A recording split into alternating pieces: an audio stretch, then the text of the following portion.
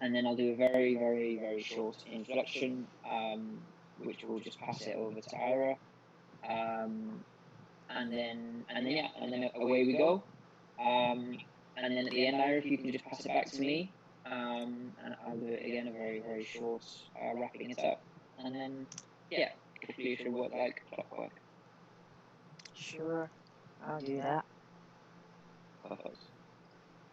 Okay. So, Is everybody all good in terms of questions? Yes, they look very ready to go? Yeah, very exciting discussion. I like the guitar sort of back. Yeah, exactly. I can take it. If it's too boring, we can play some songs. Yeah. I can only sing, so but I can only play, but someone needs to sing. Yeah, but I guess How many? Yes. Sat? yeah, the timing of this webinar, because there is something happening in the ONS, this Linux Foundation guys there, so it's like I think many guys are busy. Actually, some of my very close colleagues, they're also occupied in. There is the events, this within the Linux Foundation, there is a summit going on, and, yeah. You're right. Yeah. Okay. So it's going to be an hour. Yes, you're right. There's a Linux Foundation. There's a little bit of background noise. So it's going to be an hour. Starts at 5 and it's going to end at 6. So, but there's going to be a recording. So you can share with your friends. No worries about that. Yeah. Great. Yeah. Yeah. So I kind of like spoken to everybody, and I did mention that I'm going to go around the panel and ask you to introduce yourself briefly, because we have quite a lot of questions to cover. And, and I think we want to have the discussion very engaging. If you feel that you need to follow up with your comments on another speaker, please feel free to do so. If there's a pause, I will call upon any of you and say, what do you think? So, but if you feel that you want to jump in and say, I agree to this, please feel free to do that. That would keep the conversation going. Yeah. And I think we have been given like 5 questions or to keep the conversation going, but I don't know if we have time to cover all of it. So I may just go through question 1, 2, 3, maybe 4 about the smart city. I'll just leave it aside. If we have time to cover, I'll do that. And then on 5. Yeah? Yeah. That's good. Good? Yep. That's the way to go, team. We are ready. Johnny, we're ready. Where's everybody based at the moment? I know there's a few of us in Singapore. I'm in Singapore. Yao's in Singapore. Yeah, I am in Malaysia. Yeah. Saad is in, Yeah, I am from Middle East, Riyadh in Saudi Arabia. Yeah. right. And Simon is in Melbourne. We're widespread today, which is always a good thing. Yes. Okay. And that is the weather in Riyadh at the moment. It's quite moderate. Is that Yeah, right? it's not too hot. It's around 47, Too hot at the 46. moment. Yeah, Yeah. it's not like Australia or I think you guys are now in the winters, right? Winter. Yeah, it's the reverse here That's and right. it's too hot. Yeah, we had the bushfire, and now we have COVID and the winter. It's fantastic, just perfect. Yeah. That's all you need, Simon. That's all you need. No more. You don't need any more. Okay. And Johnny, how many participants do we have right now? The latest you're saying about 240, right? Yeah. At the moment, as around about 20 minutes ago, is around about 250. I will check right now what we're on. And that will probably go up to, I would expect by the time this evening, it'll probably be about 300. We usually get quite a few added on during the time and after. It's 256 right now. Oh, Okay. And we usually have around about 50% of people. In fact, we've actually had more for our telecoms World Asia, and it's usually been about 50-60% joining live, which is quite a lot. So yeah, that's probably what we'll be expecting for this as well. People and it's largely in Asia, right? Yes, for telecoms World Asia, most of our audience will be in Asia. We do get quite a few from the United States who sign up afterwards. But yeah, I think most people is always Asia, and it's usually stretching from the Middle East to Vietnam. We don't tend to see too much from Japan and Korea, and we don't tend to see too much from Australia. So it's Oh, okay. All right. Maybe it's because it's in the evening.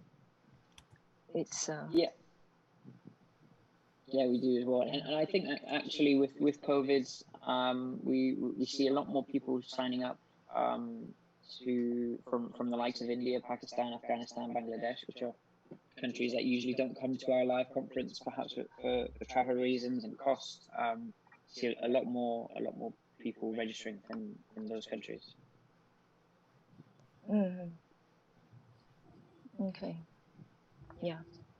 I think that's pretty much what we see too, because we do quite a lot of conferences, and the participation coming from Japan and Korea is always pretty low. I think it's largely to do with language. In Thailand too. Yeah. And a lot of Chinese and Japanese companies, most of them as well, also have offices in the likes of Singapore, in India, in the Middle East, and they tend to do the conferences and the events for them. Okay. Oh. Okay.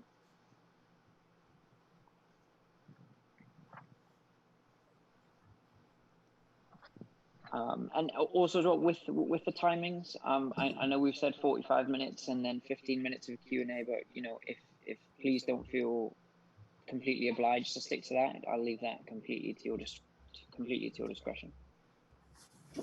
Okay. I think if we have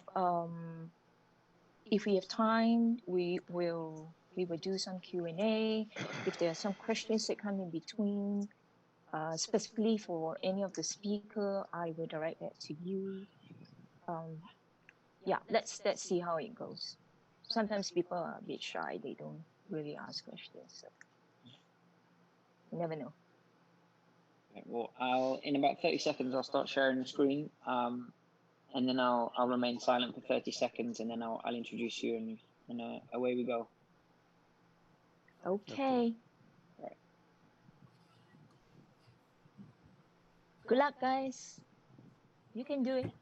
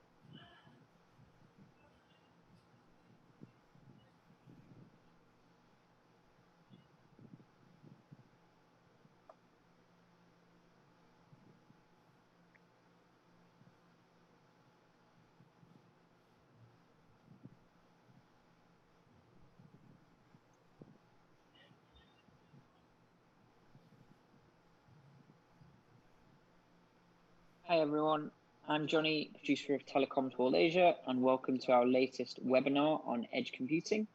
We are joined by a great panel today featuring IEEE, and they will be joined alongside Saudi Telecom, Alibaba, Telstra, and Google Cloud. The session will be moderated by Ira Tan of IEEE. And for any questions, please post them in the Q&A icon you can see below at the bottom of your screen. And without further ado, I will pass over to Ira, who will begin this webinar. Thank you. Thank you, Johnny. Good morning, good afternoon, and good evening to everybody. A virtual warm welcome to everyone joining this webinar. My name is Ira Tan, and I'm the Regional Manager at IEEE Asia Pacific. I'm very honored to be the moderator for this very interesting webinar on moving telcos to the edge. I believe many of the engineers that's listening in will be very familiar with IEEE, which stands for the Institute of Electrical and Electronics Engineers.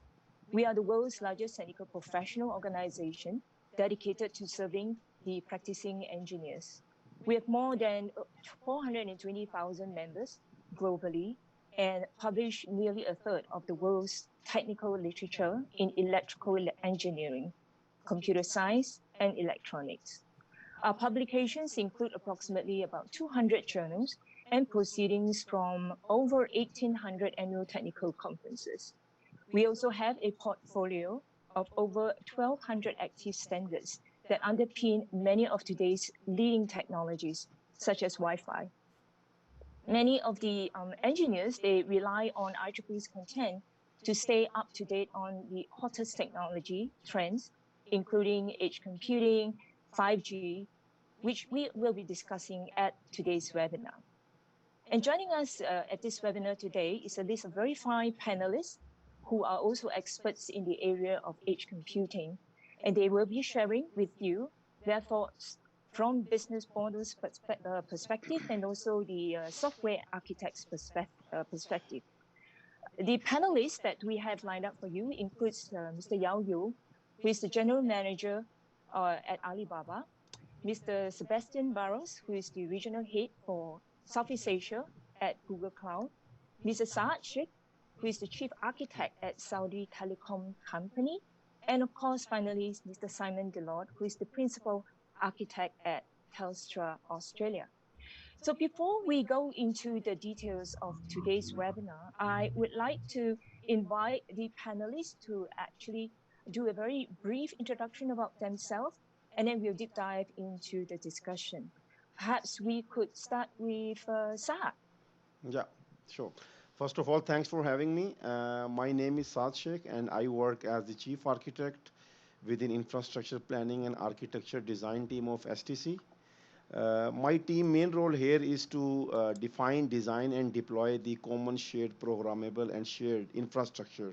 So everything that's come in the infrastructure, and we all know, it's coming with the modern era technology blocks, all this cloud, NFV, 5G, edge. So this is, what I have been looking for here. Thank you, Saad. Sebastian? Yes, thank you very much, first of all, for this invitation. My name is Sebastian Barros. I'm the regional head for telco sales at Google Cloud for the Southeast Asia region. I'm based in Malaysia. I've been 20 years in the industry. Before I was working for Ericsson, and before that I was also working for one of the leading operators in South America. My role in Ericsson, in Google Cloud today is actually to help telcos actually to transition from their existing networks, right, to more cloud native type of technologies, right? And this encompasses, of course, AI power analytics, their VM migration, their 5G microservice architecture, and also Edge. And in Edge, I'm also leading our Asia Pacific task force together with our global team, right, to actually accelerate the adoption of edge technologies in partnership with all the telcos in this market, right? So very happy to be here. Thank you, Sebastian. Simon? Thanks, Ira. So thanks for having me as part of the panel for discussion tonight. My name is Simon Delord. I work for Telstra, and I'm a principal architect looking after the largest business enterprise for Telstra, basically the largest account. I'm part of a group of people in there, and I look essentially after the data center piece of that, as well as the strategy for software-defined networking for these customers. That includes the edge computing component, basically. Thank you, Simon. What about Yao? Hi everyone, I'm Yao. Thank you for having me on this panel. So I look after the international business and product for one of the product division at Alibaba Cloud, specifically around CDN, edge computing, video cloud, and cloud communications. Right. So on that front, we work with a lot of internet companies on one side and a lot of telco partners on the other side, all around the globe. And it brings me great pleasure to have the opportunity to share with everyone what we think is the future of edge computing. Right.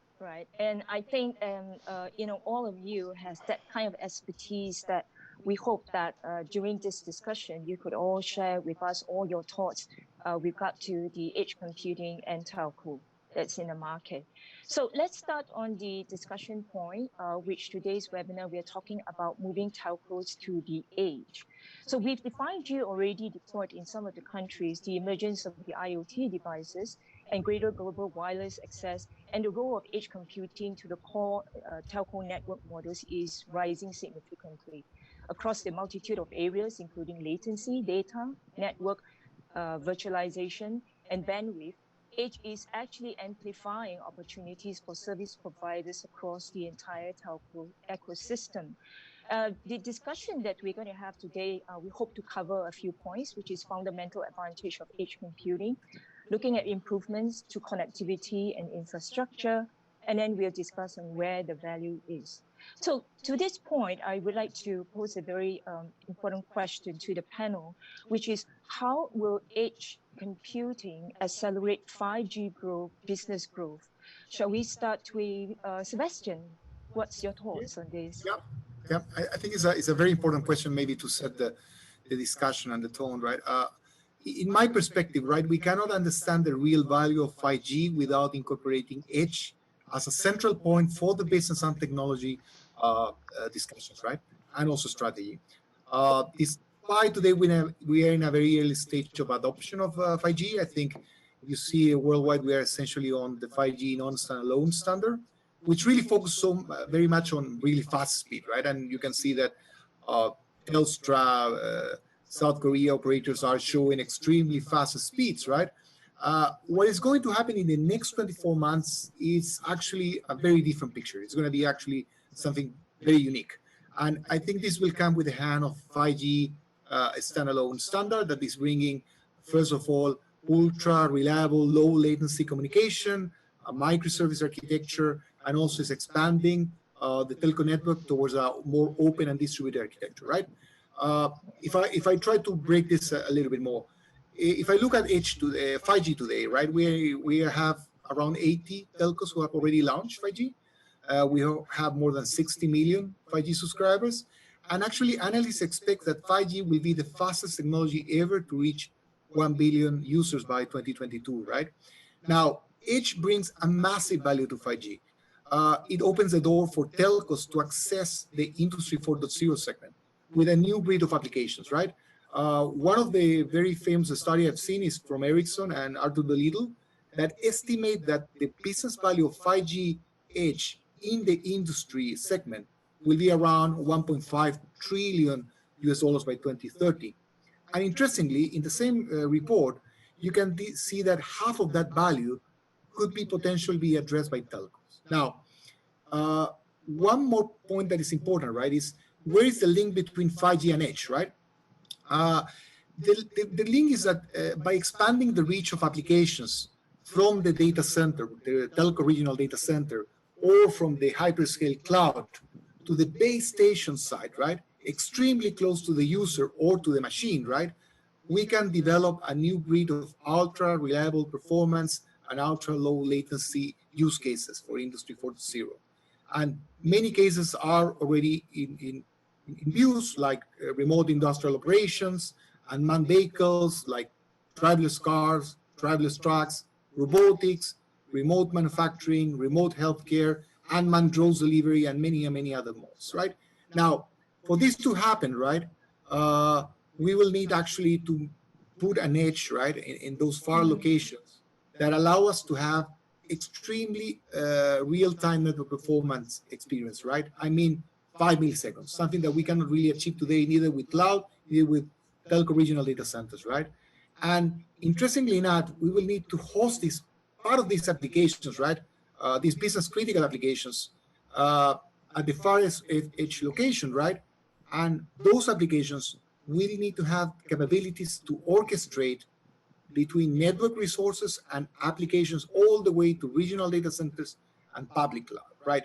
Now, this will not happen from overnight. It will be, of course, an evolution. But what I really want to highlight that actually 5G and Edge, tightly coupled, can bring to telcos a completely new set of business and monetization streams that we didn't really have before, right? Absolutely. And I think, this 5G and edge computing, it does come together. And there I see there's a huge acceleration over there. Yao, would you like to comment on that? And I think you have talked about cloud computing in your previous TWA webinar, and you were talking about moving from cloud to edge and how 5G is accelerating on that. And right now, I'm asking you how edge computing will accelerate 5G growth. During the last webinar, when I was talking about this, I was talking about how there's this pendulum swing that's going on. Exactly, I heard. Kind of from back in the 50s, 60s, and 70s, we had all these mainframes, right? And there were these huge systems that still power our banks today. And we built all these centralized systems. And then in the 80s and 90s, a lot of that moved out to the client server model, right? So that a lot of that moved to the homes, to the offices, and they kind of move out right to the edge of the network, if you will. And then subsequently with cloud computing and the mobile revolution, right? A lot of that, from 2005, a lot of that moved into giant data centers, right? So, all the different cloud service providers, including ourselves, started building huge data centers, right? And it was interesting because it became a situation as the internet became more evolved, connectivity became better. Like it was possible to centralize a lot of these and then be able to serve users like around the world, right? From a centralized, a lot of people think of it as, the power plant, right? Of data and compute, and you can storage, and you can generate a lot of that at the centralized location and serve users around the globe, right? Pretty much all of that. And then I think what we have seen, and I remember this 2 years back, I had a friend who actually came, like he worked at an autonomous vehicle company in Texas, right? And out of the blue, he contacted me and asked me, and that was 2 years ago. He actually asked me like, where can I buy a 5G tower? I was like, oh, okay, that's an interesting question. Like 2 years ago, nobody asked me like, a lot of people talking about 5G. Nobody was asking to buy a tower and set it up. And I'm asking him like, you're not in like the telco industry, right? You are basically building autonomous vehicles. Like, why do you need a 5G tower? Basically he worked with all the networks in US, and the latency was just not good enough for autonomous driving, right? They needed to be able to process all the images in near real time, and they wanted to experiment with setting up their own tower, their own private network. I was like, wow, okay, that's a heavy investment, right? And then I gave him some ideas how to go about it, but it gives you a glimpse of what is possible. I think what we have in this situation is that as a lot of that data generation, a lot of the use cases move to the edge, a lot of the data generation happens at the edge, a lot of the processing needs to happen at the edge. What we are seeing again is a lot of that compute storage and the data processing is moving out to the edge, right? That's one way to think about it. The other way I think about this is that if you look at kind of all the compute, as our processors get faster and faster and faster, they become more powerful, right? And what ends up happening is that, I look at the world of CDN, which is, one of the products that I deal with. And the world of CDN, basically, why do we, when in the 2000s, right, when Akamai started with the whole idea in the 90s, when we had the internet, why did we have CDN, right? The concept was to cache all the content out at the edge, so that you, as a user at the end handset, you get your content faster, right? So let's say you're sitting in Malaysia, like Sebastian, you pull the content directly from in Malaysia, rather than having to go to, let's say, the US, right, where the YouTube server, origin server might be, right? And so like that gives you a much better experience. The same thing, I believe, will happen with applications, right, which is the two-way interactivity, right? So instead of the 50 milliseconds or the 500 milliseconds, you're looking at the 5 milliseconds. And that improvement in the application performance, I think will make a dramatic difference in what the user experience would be, and all of that will be powered by edge computing. Yeah, very interesting sharing on your story, and I think you have actually kind of captured the essence of 5G and edge computing.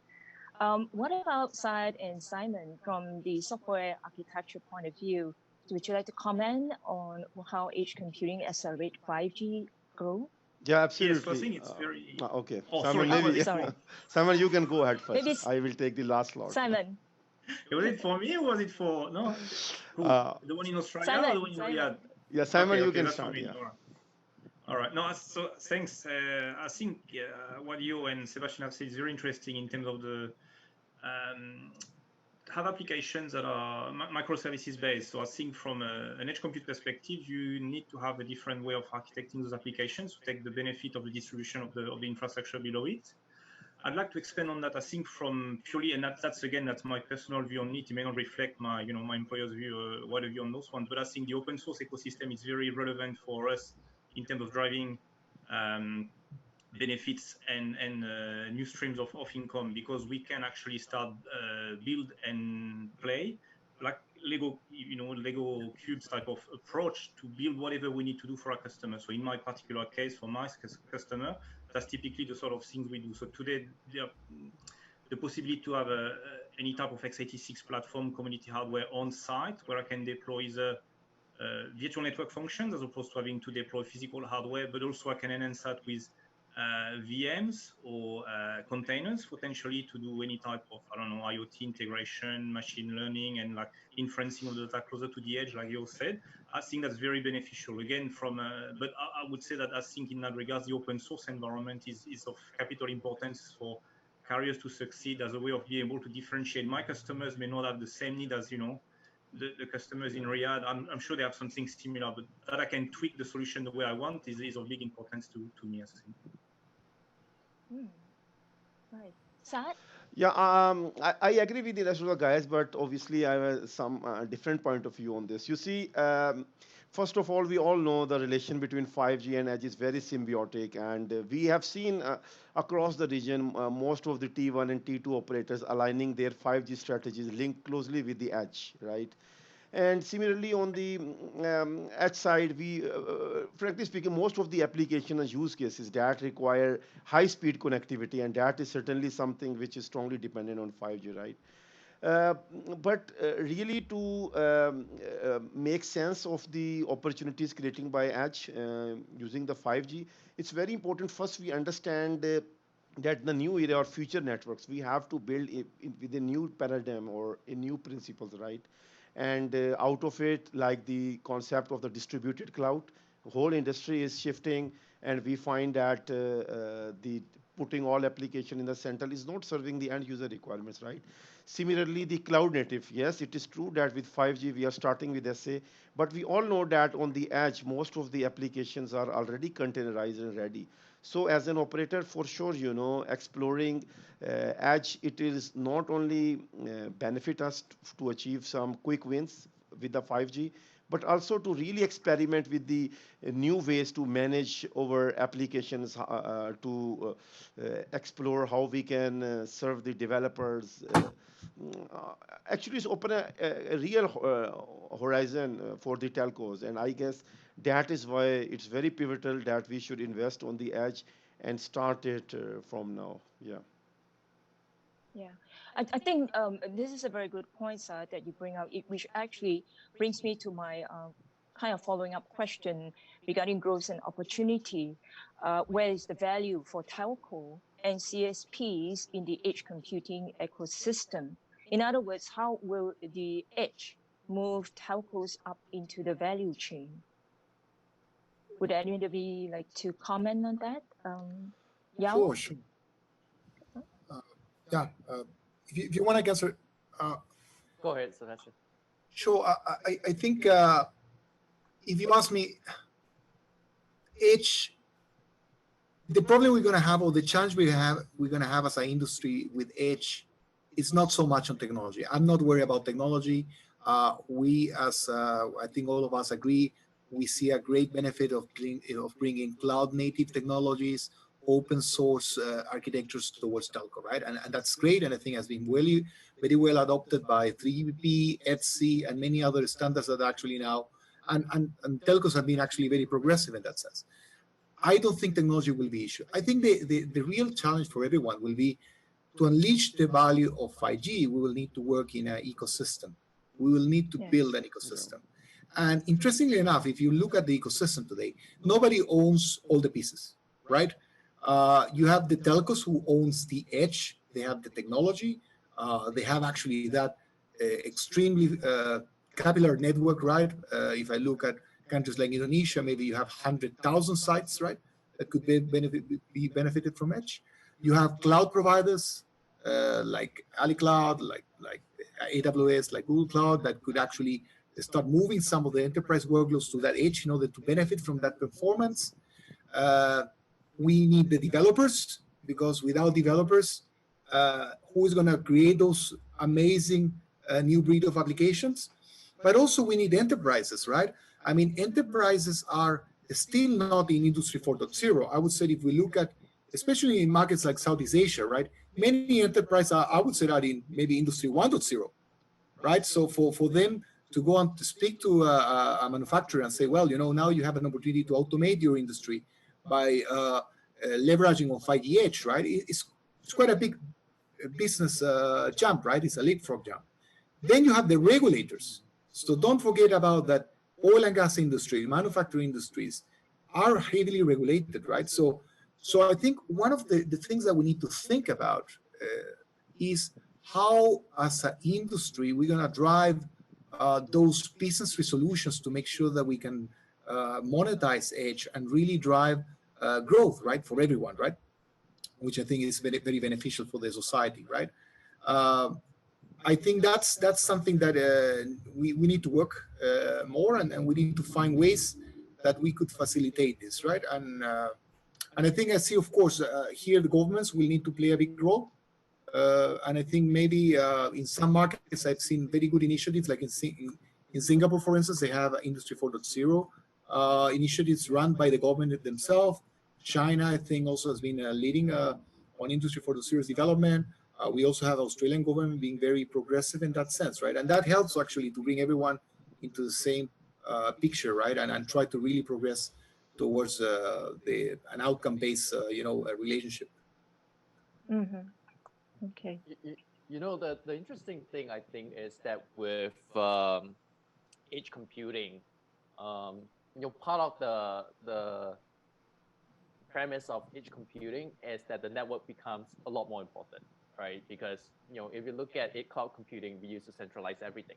Once you take that and decentralize it out, and you move it to the edge, then how you move the load around the edge becomes extremely important. And that whole network is essentially where telcos are very, very good at, right? The building of a network and running of the network and being able to move the loads around the network is essentially what telcos are very excellent at, right? And I foresee in the future, because we really see this in some of the experiments that we did together with partners and enterprise on one side, as well as our telco partners on the other side, where basically there's just no way we could do what we want to do in edge computing without close partnership with our partners, right? In this case, like in the case of Alibaba Cloud, a lot of what we were experimenting with was in China.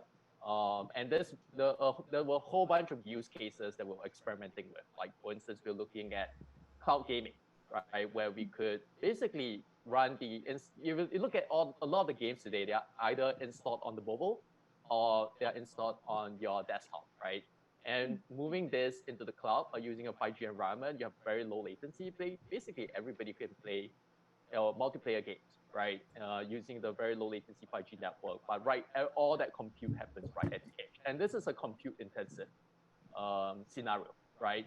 Another example that we've been experimenting with is how to move the live streaming, transcoding part of it, which is also a compute intensive workload, out to the edge, right? Closer to where the stream is being recorded and also being distributed down to the viewers, right? And so like you can move all that out to the edge. The experience is so much better. But in order to do that, we essentially had to work very closely with the telco partners in order to really move all these out to the edge into really small installations right at the very edge of the network, much closer to the homes and the offices, right? And the other scenarios we've been experimenting with is in the manufacturing environment, right? A lot of that manufacturing, sensor processing, video processing, a lot of that compute, and how do we move that right into the manufacturing environment as close to the factory setting as possible.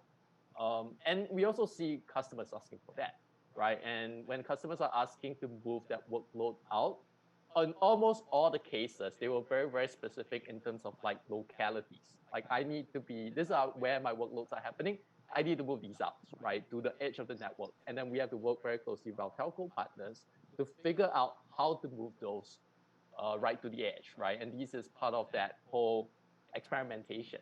But one of the most interesting thing about this, and we talked about this all the time, is we were always speculating like, what will be the killer app, right? What will be the app that will move all these out and launch the era of edge computing?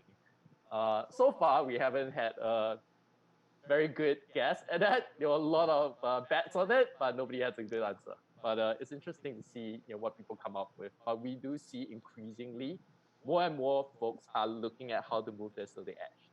One of the things that Sebastian touched on that I thought was extremely interesting is also we are starting to see standards group coming up, right? Where they're looking at how do you standardize some of the compute and workload so that, let's say, I'm on this edge compute environment, I can move to another edge compute environment without having to overhaul my entire architecture, without having to rewrite all the code. And I think this touches on some of what Simon has also mentioned in terms of the open source movement around this. And I think that will be extremely important and extremely crucial for us to watch how that evolves. If I can jump back on something, I think it's interesting what you mentioned about the partnership, because there's a big risk as well with this type of approach that basically anyone can go and do an overlay solution, right? So as a carrier, you don't really want to be doing just the plumbing anymore. So I think you're right.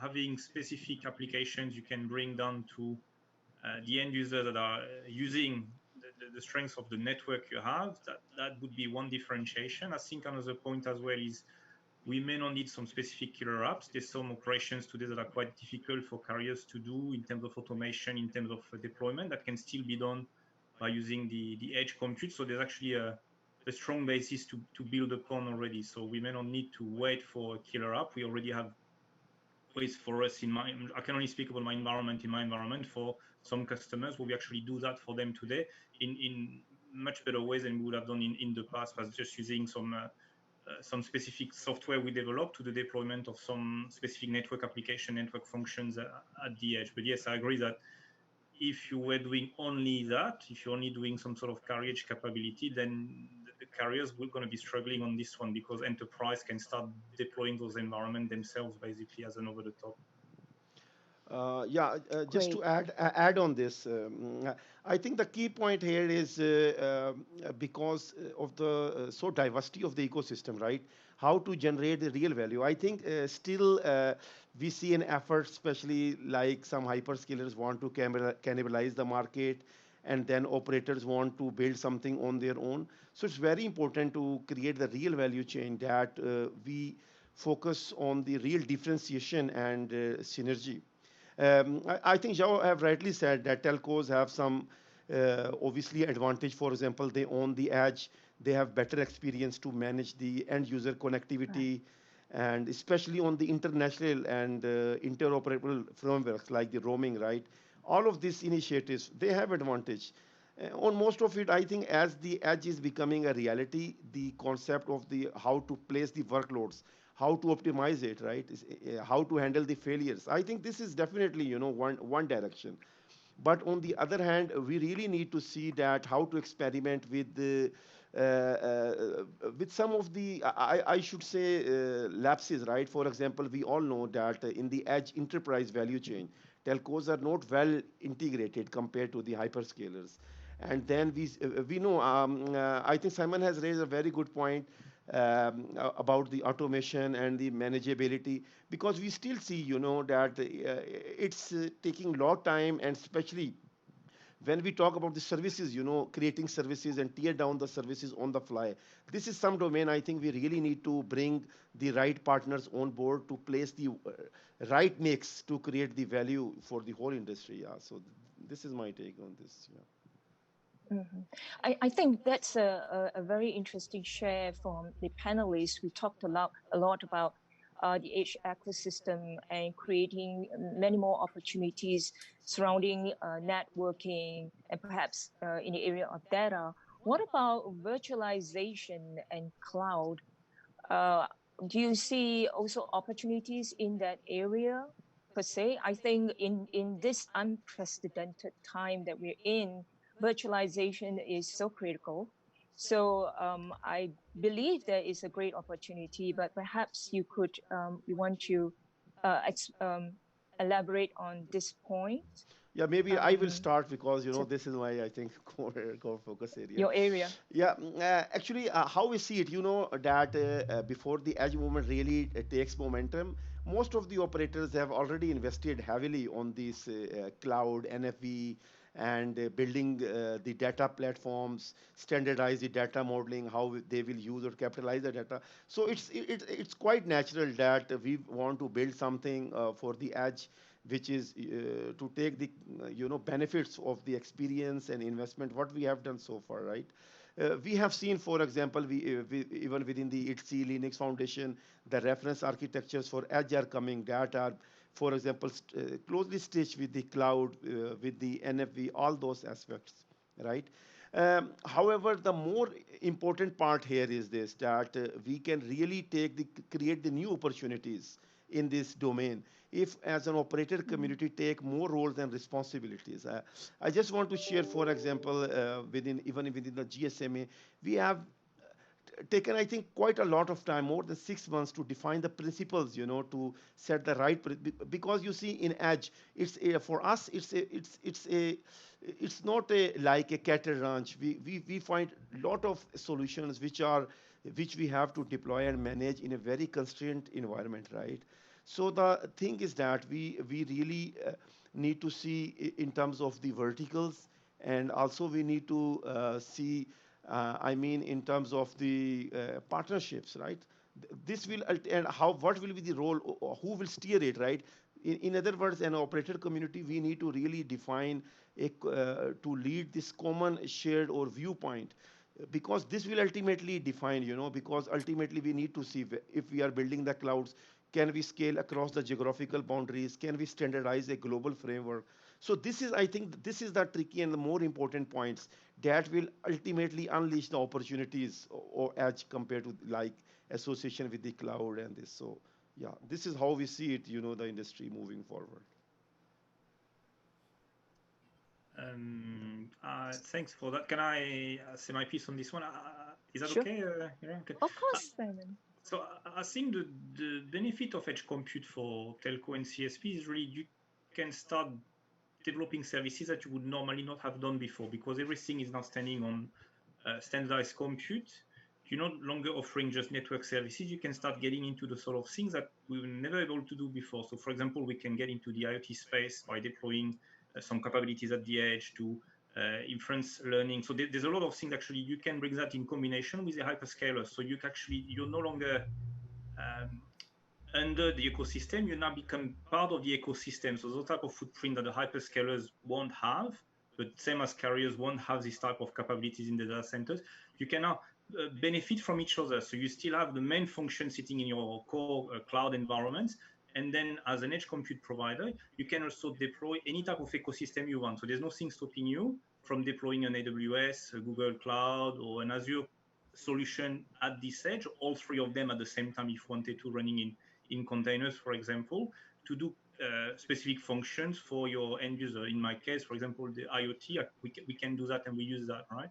So that means those type of capabilities that we would not have done previously, we would have been stuck with just switching and routing and a bit of firewalling. We can start now expanding more into the application space, and we can actually offer a set of fully integrated capabilities that when the end user goes into his Google Cloud console to do something, the capabilities can fully automated into the network of the provider at the edge, right? So the guy doesn't even realize he's not working on the Google Cloud platform. He's still in the Google Cloud console, but still working on something that belongs to the carrier. And normally that would have been the other way around, right? So I think it's a great possibility for us. Again, I would like to reiterate that I think this is only possible if you go down the open source path. If you're going down the specific vendor capabilities, then it's pretty likely that's not going to work like that. But if you're able to develop your own ecosystem in this environment, I think there's massive benefits to be seen in there.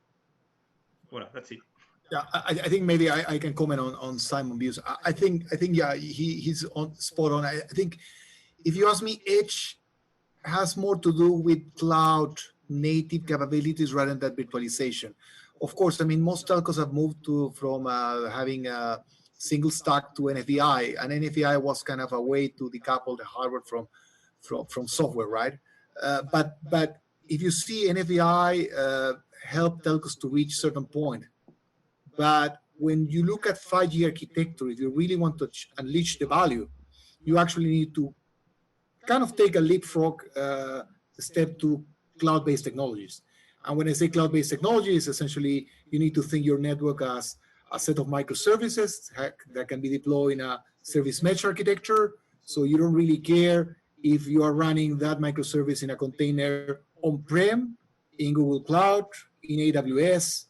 And secondly, you have the ability to orchestrate that microservice, that application that has been converted into microservice piece, all the way from edge, if you need, because you might not need, but if you need to put part of that application at the edge, you might have that ability. And I think someone gave a good example on AI, and I think was one question from the guest.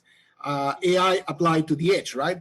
So all of a sudden now you can run, for instance, edge TPU, which means you can do AI inferencing models at the edge, right? Maybe because you need some very fast performing vision analytics, right? And that can be done in a split of seconds, right? You can just deploy a new machine that requires that capability at the edge, right? Secondly, I think also Simon mentioned something that, okay, it's my personal vision, right? Not necessarily Google, but I think if you think about the way that edge will make sense to be developed is cloud providers will never have the capillarity to go and invest on 100,000 locations in a single country. But it could make sense that at some point when technologies are aligned, right, and we are talking the same language, right? We're talking the Kubernetes language, we're talking the Istio language, right? Open source language. Telstra, for instance, can tell me, well, Google, I have these edge locations where I have capacity, compute and storage capacity. And I would like to actually link it back to your GCP console as one zone. And you know, guys, if you want, you can resell part of this or offer it to some of your enterprises, or actually, I want to use it for my own application purposes.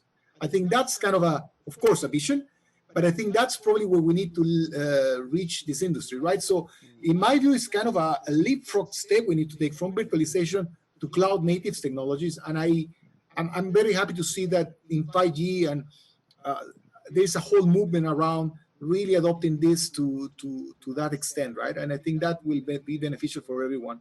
And Sebastian, it's not just a vision. You have things like the AWS Greengrass or the Azure IoT stack as well that are fully integrated into those type of distributions. I suspect Google would have something similar. So there's no reason, like this is for at least for the IoT use case, that's something real, for example. Yeah, exactly. I think of course each cloud provider is taking different philosophies, right? So you have, for instance, AWS with Outposts. Google is more software-led with Anthos. But I think if you see, and if you read between the lines of what is happening, I think it's happening that, right? So in a way, we are trying to integrate Edge as a fundamental piece of a distributed cloud that allows you to create a microservice mesh, right? Regardless if you're talking on-prem, regional data centers, it doesn't really matter. You will use it depending on the type of application. And something the carriers would never have been able to do before. So actually, in that regard, it's brand new services for us to be able to do. Exactly. And maybe one point, right, since I got very excited on this point, is not also something that cloud providers can do. And I think this is important. I mean, sometimes many people see telcos and cloud providers in a kind of a enemy situation. I don't think it's really the pointing edge. As a cloud provider, you will never be able to reach more than maybe 60 milliseconds, 40 milliseconds for an application to work. So unless I'm find a way to work with a telco, right? That's the only way for me to go towards maybe minus or below 10 milliseconds, right? So it's not a capability that I also have as a cloud provider or the operator has as itself, right? So it's very symbiotic relationship, I feel. The other use case being survivability, so a lot of survivability for some applications for failure or whatever security measures they have, and then you cache the data, and once the communication comes back or whatever rules apply to reestablish the communication, then you can send that back to the hyperscaler environment, basically. So there's a lot of complementarity, like Sebastian was saying, I think, on that. So very interesting, which actually, the way the panelist has been describing, it talks about improvements to the connectivity and infrastructure.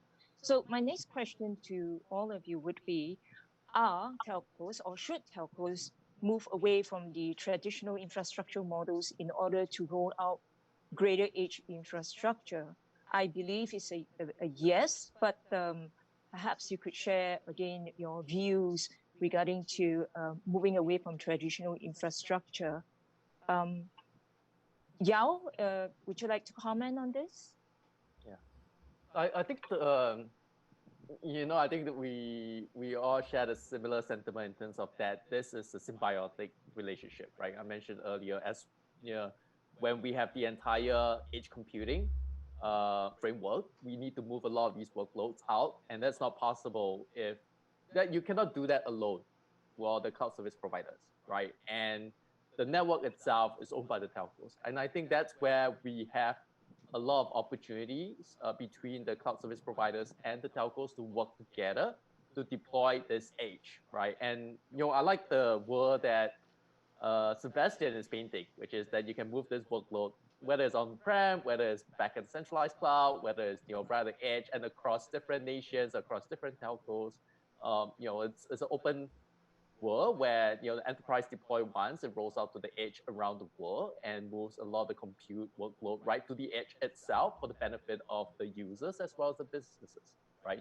And I think this is kind of the vision that a lot of the cloud service providers as well as the telcos are working towards, right, to enable this, right? Because I was part of some of these standards body and discussion.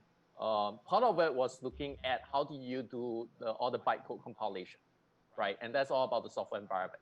Part of it was, how do you create all these virtualized containers and being able to shift it back and forth seamlessly without any human intervention, right? And what is interesting is that you look at the folks who are involved in the whole discussion. Red Hat was involved, for instance, right? They were, the champions, the original champions, if you will, of the open source movement.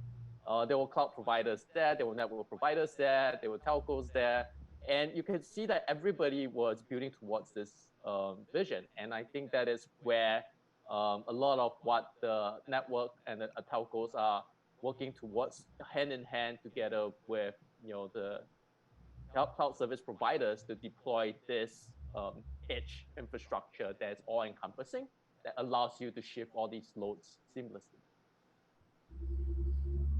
Okay, I think that kind of very much sum up the talk about the infrastructure of it. Now, I have a very interesting question that was posted on the Q&A, and I think Simon also touched on a very interesting point on security, which has not been largely being mentioned over here. This question is actually from Rob, and is to Sebastian regarding your earlier your sharing on 5G. He says Sebastian mentioned that 5G will see a significant growth by 2022, with many manufacturers creating new devices to utilize this. From a security perspective, the introduction of 5G is increasing the threat landscape quite significantly due to a lack of consideration for security by design. How do telcos, CDNs, identify threats across such large and geographically dislocated networks? Any comment on that, Sebastian? Super good question. I think that there are a few things that to have in mind when we talk about 5G security. First of all, definitely, I mean, you are actually increasing the endpoints, right? If I look at 4G, right, we're predominantly talking about 4G smartphones, right? When we talk about 5G, you're gonna have a wide range of devices. Now, one thing I want to highlight about 5G, which I think is great, is that the security capabilities from 4G to 5G has been increased. And let me just share for me the four key things that are actually different, and I will help this.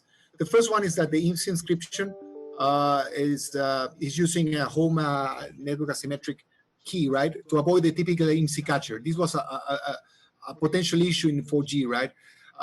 You have enhanced interconnect security. If you look at the standard, right, we have now a new network function called Security Edge Protection Proxy, where all the signaling traffic, right, which is going to be massive in 5G across the operator, is expected to transit through this proxy, right?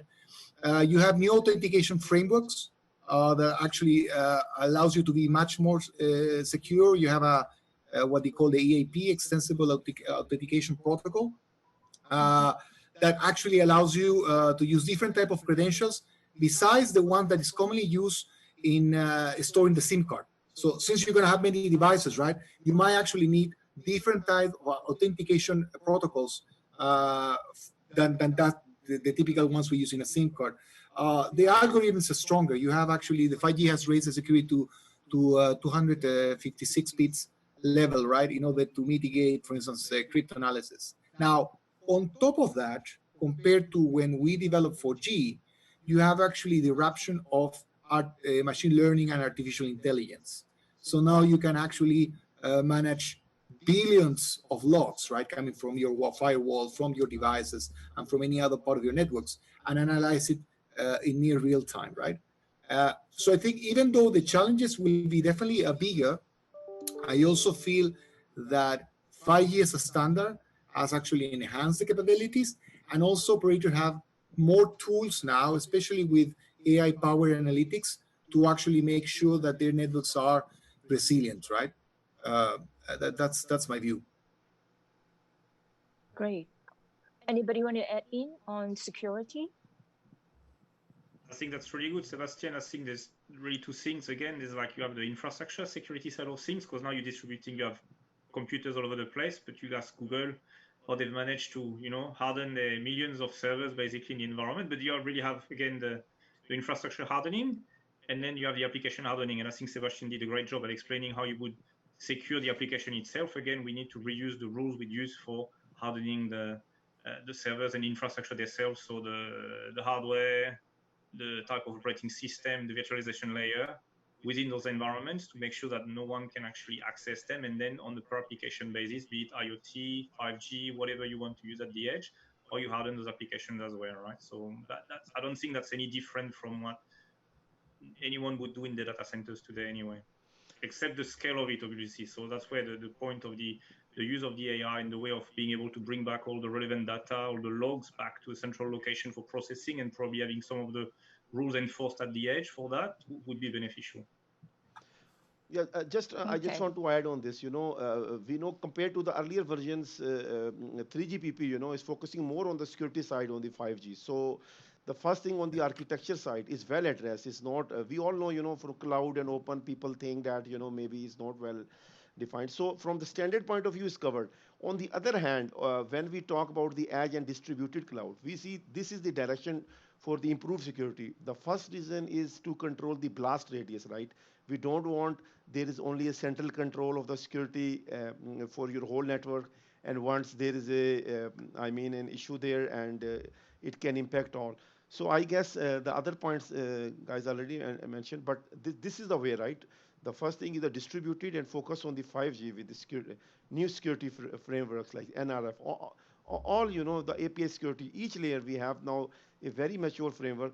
But this is very true, right? Even with the Kubernetes, it is not. I will not say it's fully validated, But this is on the way, and I think as we are moving forward in 6 months, 9 months, I guess security is well addressed domain in this context. Okay, right. Okay, and I think there's one more very interesting questions, which is very appropriate for the current environment that we're in, where mobile streaming has increased demand following this COVID-19 that we all are in. How critical will age be in order to succeed in mobile streaming capacity? I mean, definitely there needs to be an increase. Everybody's working from home. So how would you comment that how would age actually help in terms of this? I can jump in here and talk a little bit about this because it was pretty interesting because we when COVID-19 first break out, it was in China, right? And so in China, what happened, and I still remember quite clearly, what happened was that it happened shortly before Chinese New Year, Lunar New Year, in January, when they started shutting down in China, right? And they started, especially in Wuhan and Hubei province, they basically shut down the entire province. The reason why they did that before Chinese New Year is because Wuhan is a major transport hub. And so when people go back home, they will actually pass through, a lot of them will pass through Wuhan. And if you don't take action, the virus can spread very quickly across the country and it will not be containable, right? And so that's why just before Chinese New Year, there was this massive shutdown and the trains were just going through Wuhan without actually stopping, right? And so the people couldn't get off and people cannot get on and the virus cannot spread. Shortly after that, a week after that, everybody came back online. They didn't go back to the office, but everybody came back online. And I remember the very first day when everybody came back online, because we run a very large network for all the live streaming, as well as, TikTok is Alibaba product. And people use, I'm not sure if you guys are familiar with TikTok, but TikTok is like Slack, right? It's very similar to Slack. You can do a lot of, it's like Teams. You can do a lot of live meetings on it, just like you're doing like you're using Zoom right now. And on that very first morning when everybody went back to office, the entire network went down, right? Because suddenly you have 100 million people who are trying to start live streaming and medias, and they are all trying to like set up conferences at the same time, right? And then you have the schools and the teachers who are doing that at the same time, right? And that whole network basically just went down. And during that time, basically the teams, our teams in China basically deployed 100,000 servers, right? And it was quite interesting because you're not allowed to leave the house. Yet you need to, at some point in time, all the physical hardware that is virtualized is fully used up. And you have to go in and deploy hardware, right? It's like, and you have to go and connect the lines, right? But you're not allowed to leave the house. You're not allowed to go to the data center, right? And so there was a whole bunch of work that was done in order to stand up the infrastructure very quickly to support kind of 100 million people, right, coming online. And 100,000 servers deployed in a matter of days takes a lot of work. Let's put it this way. And then one of the things that we were looking at, so there was a lot of background. One of the things we were looking at, because of all this streaming that was happening, was how do we take that, right? It was all coming to certain major data centers and being processed and then moving out back to the provinces, right? One of the things we were looking at is how do we take that and try to do a lot of the processing as close as possible to the offices and the homes and the schools, right? And do all of that as close as down to the district level. So if you kind of look at it, it's like from the country to the province to the city, and then it breaks down to a lot of different districts. We're trying to move that as close as possible to the district, right? Because a lot of people who go to school, they don't travel across like long distances. It's all right in the district itself, right? So we can solve all that right at the district itself.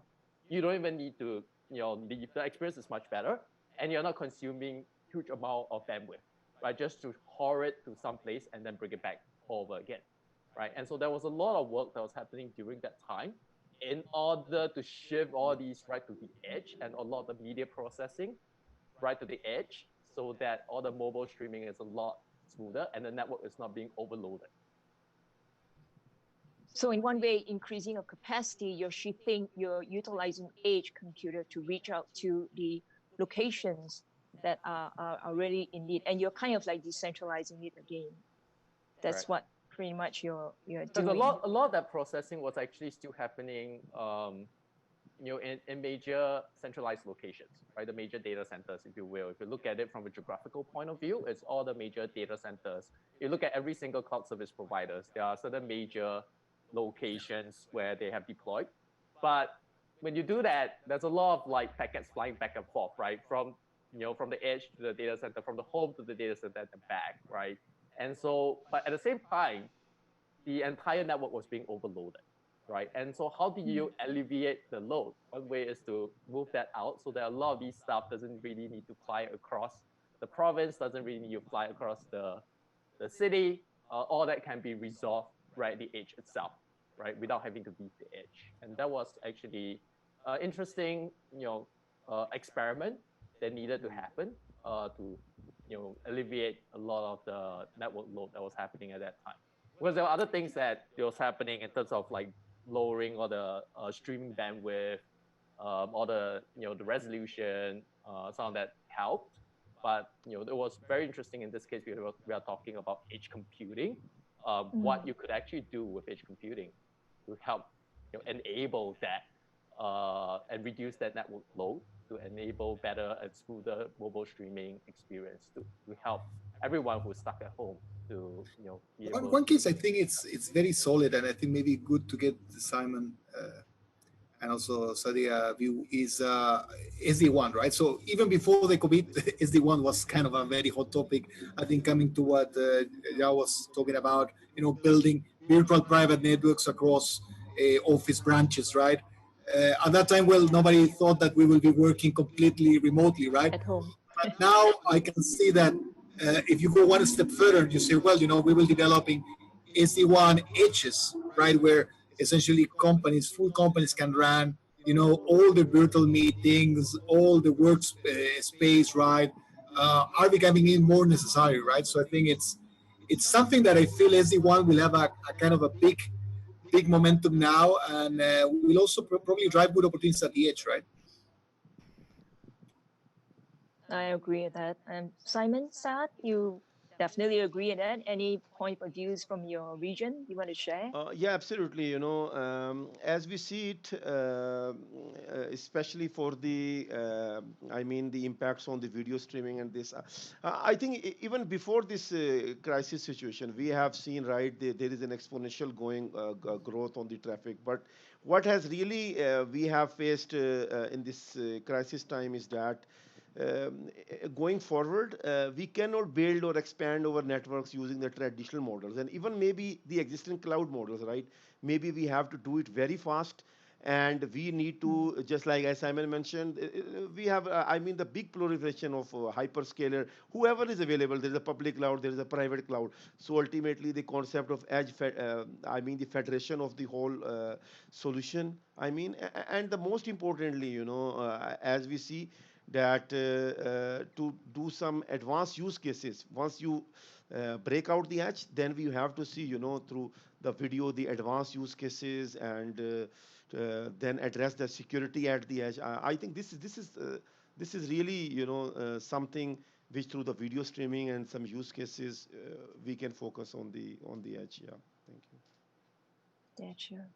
Simon, you want to add on this statement? No, I think you guys have you've done a fantastic job explaining that. The SD1 though is still a bit of a danger for telcos, because that becomes a pure overlay play. So again, Right. So on the telco side of things, yes, we need to be aware of the SD1 and embrace it, but in ways that maybe complement what we do, as opposed to get rid of the carrier, if you want. Okay, actually, we are pretty much on time, and I guess that kind of summarizes up our discussion point regarding moving telcos to the edge. I can feel the energy in the room. I took down a lot of notes. I learned a lot from all my panelists, and I'd like to thank you for your precious time and your valuable inputs. And also for the audience that's joined us, thank you for sitting with us for the 1 hour. I hope it's useful for you. So this kind of wraps up and summarizes our session, and I will hand it back to Johnny. Thank you, Ira, and much appreciated to everybody else. A big thanks to Yao, Saad, Simon, and Sebastian for a great discussion. For any feedback for organizers on the webinar, please provide this via the QR code that I hope you can see on your screen right now. And the webinar will be available on demand via our website so that you can continue to access this in the future. Just a little reminder that we do have another webinar next week with Aerospike and Viettel, focusing on Viettel's journey to an international awarded online charging system. I hope that you all have a great week, and we'll see you soon. Thank you. Thank you. Cheers, Bye-bye. guys. Thank you. Bye bye. Thank you very much. Bye.